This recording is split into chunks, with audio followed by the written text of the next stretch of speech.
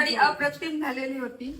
तर नमस्कार मंडळी, आमच्याकडे आज होतो म्हाळ. तर मी सकाळी उठलाय, तयारी केली आणि ह्या काळाचं काळा तोंड बघितलंय. म्हाळ असलो की अवाटातली सगळी जण चौक करू आणि चौक पण येतात. तर ही काकी आणि सगळे आमच्याकडे चौक करू गेलेली.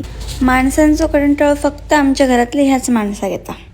चौक तर झाला, फक्त पुरीच लाटूचे रवलेले. तर ही काकी आणि पुरी लाटू होती. पुरी भाजूचं प्रेम म्हणजे ह्याच असतं. म्हाळ असतात तेव्हा प्रत्येकाचे वेगवेगळे चालीरीती असतात. तर आमच्याकडे जी चालीरीती होती ती पप्पांनी करून घेतली नाही आणि त्याच्यातलीच एक रीत दादान पूर्ण केल्या. आईन पण काकींची ओटी भरल्या आणि ह्या पातीयांचं महत्त्व ह्याच पिढीक माहिती असं.